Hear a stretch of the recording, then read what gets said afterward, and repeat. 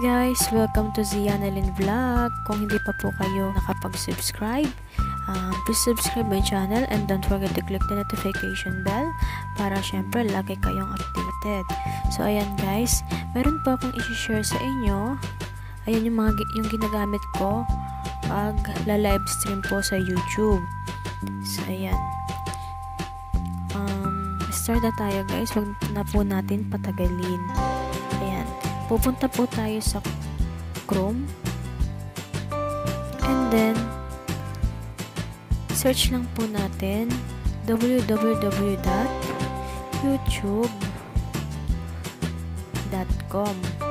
So ito po yung lalabas and then kailangan po naka desktop site po. So ayan, pupunta po tayo sa right side dito po sa tatlong dot, ayan, sa right side, tapos click po natin tong desktop site. So kailangan po naka desktop site and then dito po sa right side makikita po natin dyan yung profile natin, notification, and then ayan may camera. So i-click lang natin yung camera. Makikita po natin dyan, upload video, go live, create post. So yung pipiliin po natin is go live kasi po magla-live po tayo sa YouTube. So ayan, click lang natin yung go live and then ito na po yung lalabas, stream webcam manage, webcam stream info. So create a title, for example yung title natin is First LS and then nakapublic po siya. And then schedule for later. Ayan, kung gusto mo po i-schedule muna bago ka po mag-live stream, pwede naman po.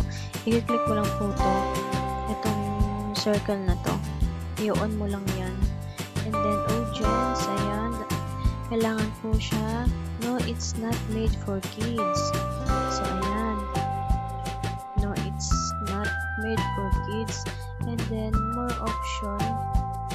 Description, and then sa camera syempre po naka-front po siya kasi para makita yung mukha nyo.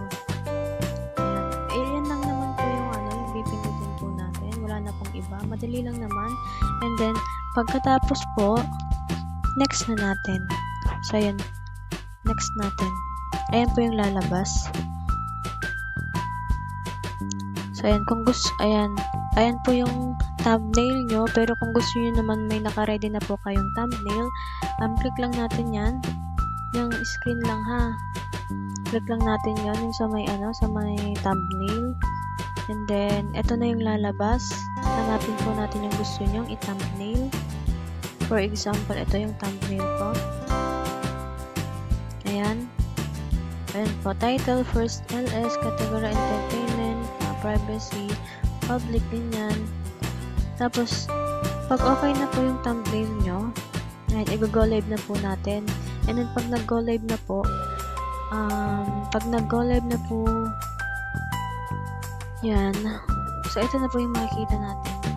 Magla-live na po yan. And then, ito po, makikita natin. Itong sa right side, yung may Zianalyn Vlog, say something. Diyan nyo po makikita yung mga comment. Yung mga nagko-comment po sa LS nyo. And sa taas naman po makikita nyo po yung mga viewers, kung ilan yung viewers nyo. So ayan guys, naintindihan nyo po yung tutorial ko. And then sa mga hindi po nakaintindi, ayan, comment lang po sa baba kung may katanungan po kayo. Ayan, thank you so much, bye bye.